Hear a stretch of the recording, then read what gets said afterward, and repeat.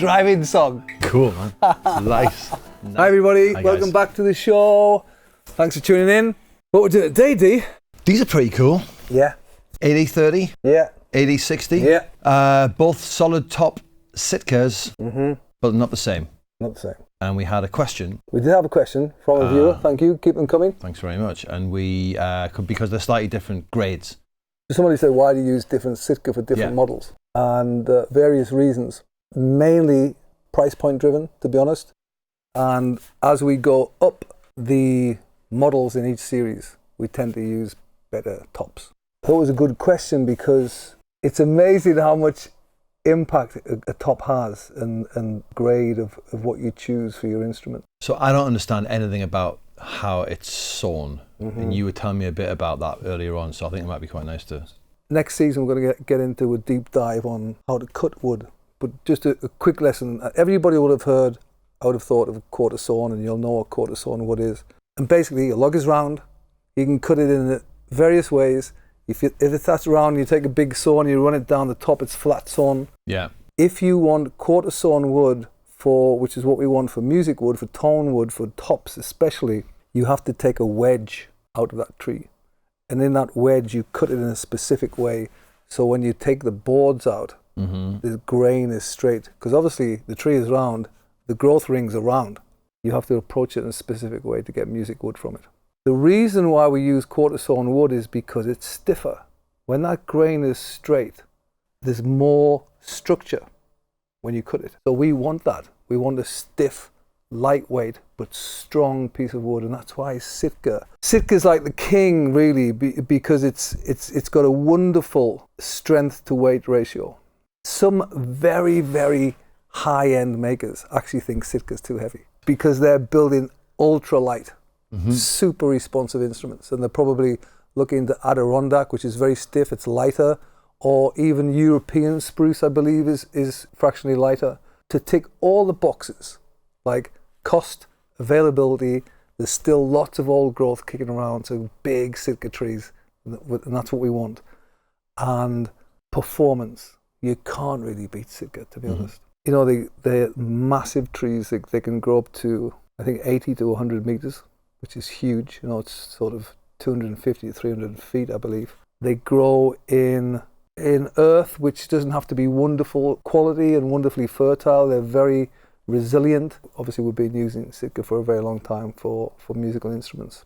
When you cut it, you can cut it perfectly on the quarter. You can be slightly off the quarter. If it's precisely quarter sawn, which is not easy to do because a lot of it's still cut by hand and wedges and breaking them, you get super, super straight grain. And you get something called medullary rays. And medullary rays are a cell that's in the wood. It's like those little flecks that you see, yeah? So in the music business, we call it silking. Silking, yeah. So it's beautiful in Sitka, and you get it in Sitka more than other spruces. So basically, you've got grain running down. I'll grab a couple of tops in a second. You've got grain running down. You want it as straight as possible, but you've obviously cut through that wood. When you cut across like that, you're splitting, you're cutting through the cellular level. That creates that silking effect, which is stunning. You know, it's like a shimmer, especially when you catch it in the light. It's really lovely. Yeah. If you see a guitar that's got silking all over the top, like all up here, down here, everywhere, that is a wonderful piece of wood. It proves it's been very precisely cut on the quarter. So if you can see that, grab it. Even when we buy A grades, we might buy thousands of pieces, and we've already selected them. Even before that, or even after selection, there's still a huge variety of A grade, and some being cut precisely on the quarter, and some are just a tiny bit off, which is totally fine for the guitar. But if you see lots of silking, grab it. It's a good top. 80-30, 80-60, both Sitka tops, but slightly different grades. Yeah. How are you choosing? Yeah. You choose for several ways, but obviously you're choosing, some of it is price point. So if you buy a AAA or a master grade or a 4A, they can be very expensive. I think we talked about some of the Irie tops that get them for like $200 a top. $200 a top? $200 a top these days. Like 4A Sitka, Adirondack or something. So that's a consideration. And then if we buy A and we then regrade it ourselves, so we'll have low A, middle A, high A, we call it A+. For the 30s, it's still quarter sawn, but it's not quite as good as the middle of the high grade, which we use for 60s or say 70s. So there's different ways we can grade. So we've got some Sitka. Cool. So basically, lovely piece of Sitka. You grade for two things. One is cosmetics.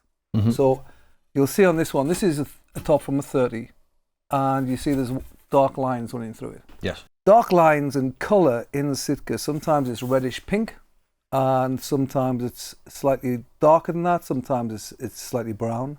It's totally fine. It's totally usual in Sitka. You just get some pieces of wood which have more colour in it than others. Right. Different trees will have different amounts of colour. Even within that log, there'll be different amounts of colour in different parts of where you cut. So one is purely cosmetic. Many people like a perfectly creamy blonde Sitka top. So that would be a consideration. But for construction and for tone, what you do is you grade it on stiffness. Right. So basically there's a couple of guys all day long, they'll do this. And they're grading Sitka, they're looking at it. How well is it quartered? How much silking is running through the top? They'll even look at the end grain, see if the end grain is perfectly straight, perpendicular to the top grain. And then they'll just do this. Just say, where does that sit?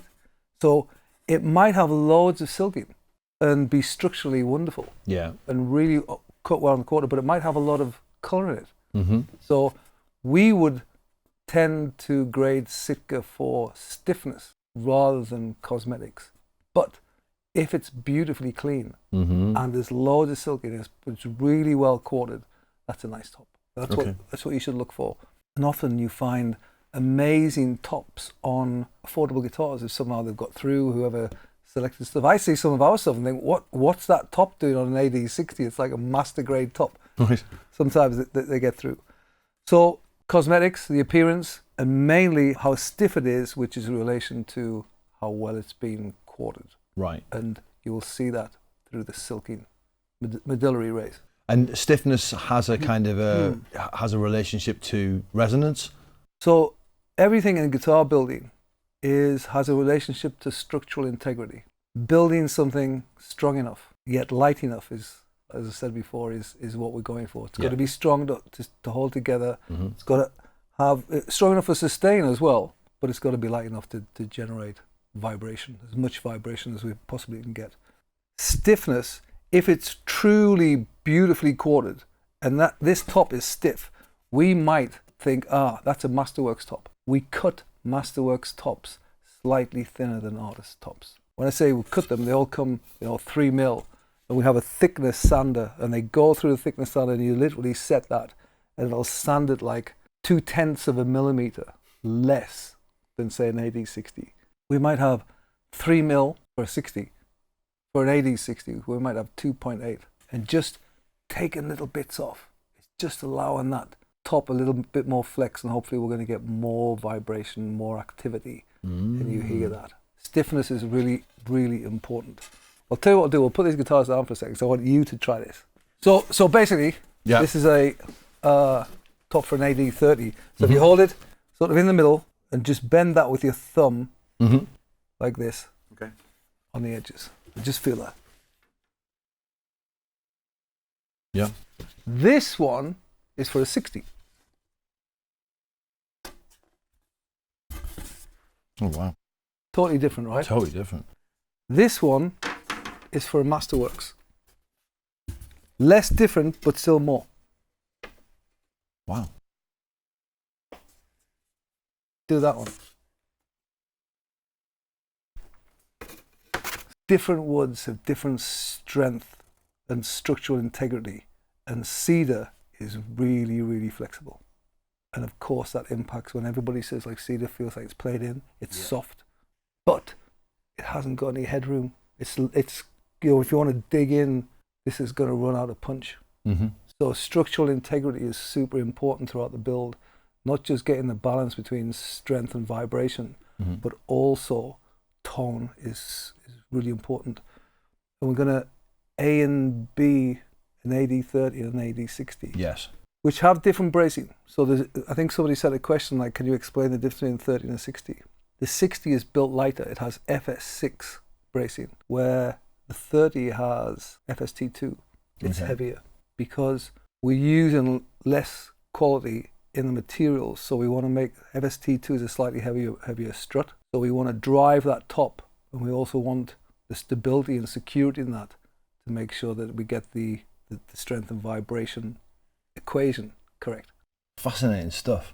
And then beyond that is like when you cut the tree down, it's like when the tree is grown, where it's grown, soil quality, all that sort of stuff. The thing about Sitka, it can live in harsh environments. I think it can manage like something like 15 feet of rain a year. It'll just, the roots aren't very deep. It just grows really lovely. So where does the majority of the Sitka come from that's used in West coast of the States, up into Canada and Alaska. There's still, I believe, masses and masses of old growth left. It grows quick, but the longer you let Sitka grow, in my understanding, the stiffer it becomes. Some commercial Sitka, in fact, lots of conifer trees, because now we can design trees at a genetic level. In fact, we grow Sitka in Scotland, but the Sitka in Scotland is grown very straight and it grows quick. So it's great for timber, for construction. So it's strong and it's straight and it's great quality, but it's not stiff because it's not old. It's too young. Correct. So probably not good music wood. It might be good for building things. So music wood is very particular. So what's the kind of optimum age before you would consider that tree to be? Don't know. I mean, certainly they grow faster than hardwoods. Right. They grow differently. I don't know how long they're growing for in commercial forests these days. I'll have to find out. Somebody can let us know. That's an interesting, yeah. But when you're buying a guitar, please, take time to understand what silking is, understand what quarter sawn. We'll do an episode purely on quarter sawn soon. And if you see lots of silking, especially up in the top bouts and everywhere, grab it. And if it's braced well and it's got that balance right, it'd be a great sounding instrument. Nice one, mate. All right, mate. Good. Cheers, guys. Thanks for listening, guys. Bye. Bye.